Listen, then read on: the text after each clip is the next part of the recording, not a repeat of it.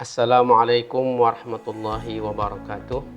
Adik-adik para mahasiswa baru yang saya hormati, hari ini kita akan mencoba mempelajari tentang karya tulis ilmiah ya.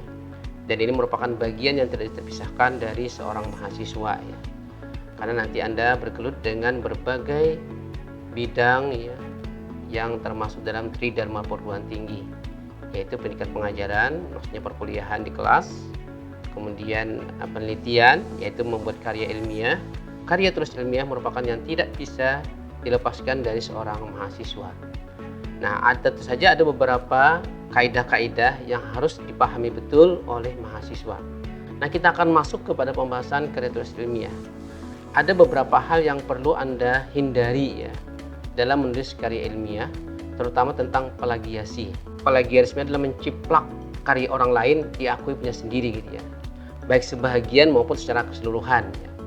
Yang sebahagian itu misalnya mengambil ide yang tidak menunjukkan referensinya ya, tidak menunjukkan siapa penulisnya, Anda akui sebagai ide sendiri. Kemudian juga ada juga plagiarisme dari segi isi ya, terutama mengambil data orang lain tanpa sepengetahuan yang bersangkutan, tanpa minta izin kepada yang bersangkutan. Nah, hal seperti ini dihindari ya. Karena nanti dalam penulisan karya ilmiah, kalau itu terbukti nanti plagiasi, maka punya Anda akan didiskualifikasi.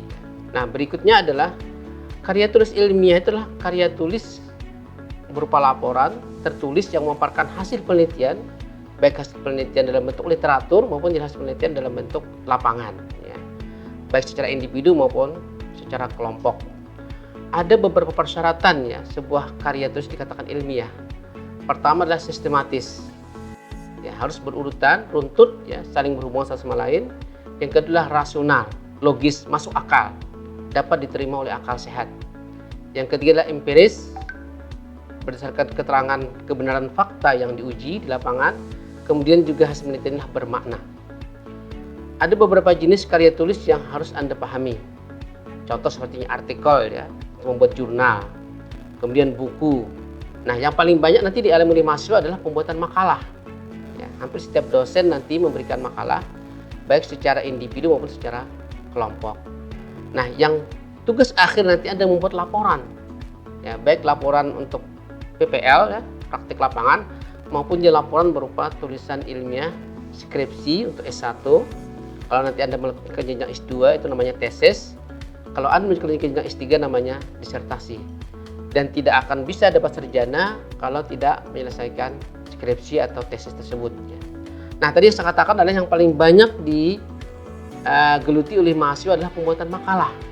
Nah, makalah adalah karya tulis ilmiah yang memuat pemikiran tentang suatu masalah atau topik tertentu yang ditulis secara sistematis, disertai dengan analisis logis dan objektif yang mengikuti kaidah-kaidah ilmiah ya. Untuk makalah ini ada 3 bagian. Yang pertama bagian awal yang berisi tentang halaman judul, kata pengantar, dan daftar isi. Kemudian bagian isi ini ada 3 bagian lagi dalamnya, bagian pendahuluan, bab pembahasan, dan bab penutup. Nah, di bab pendahuluan itu latar belakang masalah, rumusan masalah, dan tujuan penulisan makalah. Kemudian di bab 2 pembahasan itu kajian, deskripsi, tinjauan sampai dengan analisis ya. Kemudian di bab 3 itu berupa simpulan dan saran-saran. Nah, bagian ketiga dari sebuah makalah adalah bagian penutup yang berisi daftar pustaka dan lampiran-lampiran ya. Nah, ini yang banyak dikerjakan nanti para mahasiswa ya untuk membuat makalah di setiap perkuliahan. Nah, yang perlu diperhatikan juga ada 3 tahapan dalam menulis baik makalah, laporan penelitian maupun buku. Yang pertama tahap persiapan. Tentu saja ini Anda mengumpulkan ide-ide, bahan literatur, tulisan-tulisan, dan lain sebagainya. Kemudian baru yang kedua adalah tahap menulis. Setelah terkumpul data-data, terkumpul literatur, lalu Anda menulis ya, menyusun outline-nya ya, mulai dari diskusi pembahasan sampai dari kegiatan menutup ya. Nah, setelah Anda selesai membuat menulis ini, tentu saja ada tahap perbaikan ya, memperbaiki tulisan dalam bentuk mengorganisasi, menambah dan mengurangi teks misalnya, atau menambah data atau mengurangi data-data yang tidak perlu. Nah, ada beberapa jenis referensi yang Anda bisa pakai untuk menyusun karya ilmiah, dimulai dari referensi buku misalnya ya, atau jurnal ilmiah, atau juga nanti laporan-laporan penelitian ya, yang disusun oleh para ahli jadikan sebagai sumber referensi. Sebab kalau tidak sumber referensi nanti tidak bisa dikatakan sebuah karya ilmiah. Setiap karya ilmiah itu ada rujukannya gitu ya. Ada daftar pustakanya yang harus dimuat di sana. Adik-adik yang berbahagia, nah tentu saja ada beberapa kaidah ya dalam menulis karya ilmiah ini. Yang terpenting adalah bagaimana cara mengutip ya, cara mengutip suatu kutipan. Kutipan itu apa? Kutipan langsung atau kutipan tidak langsung ya. Di kutipan langsung misalnya sesuai dengan apa yang Anda kutip di buku, dan itu juga harus titik komanya harus pas persis seperti apa yang Anda kutip. Nah, kemudian ada kutipan yang tidak langsung yang Anda ambil poinnya saja, kemudian Anda preface, Anda buat kalimatnya sendiri. Yang terakhir ini adalah mengenai etika, budaya, nilai akademis bagi seorang penulis karya ilmiah. Pertama dulu yang harus disadari oleh seorang mahasiswa dalam membuat karya ilmiah, rasa ingin tahuan. Jadi jangan Anda menulis sesuatu yang Anda tidak berminat. Kemudian yang kedua adalah memiliki sikap kritis. Ya, Anda mengkritisi setiap pendapat, setiap komentar dari orang lain Anda kritisi. Kemudian yang ketiga, sikap terbuka. Anda terbuka menerima kritikan, masukan dari siapapun, termasuk dari orang yang tidak tersenangi. Kalau itu benar maka harus Anda terima. Kemudian juga Anda bersikap objektif ya. Objektif apa? Apa adanya gitu ya. Jadi Anda menilai sesuai dengan apa adanya. Kemudian yang kelima adalah sikap rela menghargai orang lain. Jadi kalau orang lain itu baik tulisannya, maka Anda puji, Anda ambil ya apa adanya gitu ya.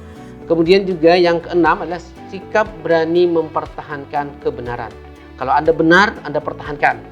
Itu banyak tokoh-tokoh dulu seperti Kopernikus misalnya ya. Yang kebenaran itu beliau rela dibunuh atau dihukum gantung gitu ya. Termasuk yang terakhir adalah sikap menjangkau ke depan. Jadi diharapkan nanti karya ilmiah kita itu bermanfaat bagi siapapun dan mampu meramalkan ke masa yang akan datang. Nah, ini beberapa hal yang perlu diperhatikan mahasiswa dalam membuat karya ilmiah. Cuma yang terpenting adalah sikap tidak menciplak punya karya orang lain. Itu yang penting sekali gitu ya. Jadi Anda jujur bahwa ini milik orang lain dan dicantumkan namanya, bukunya dan sebagainya. Itu yang terpenting. Kejujuran ilmiah itu sangat berharga daripada isi gitu ya. Jadi itu penting sekali kejujuran ilmiah. Sekali demikian, mudah-mudahan ada manfaatnya. Terima kasih. Nanti kalau ada pertanyaan nanti bisa kita komunikasi gitu ya. Wassalamualaikum warahmatullahi wabarakatuh.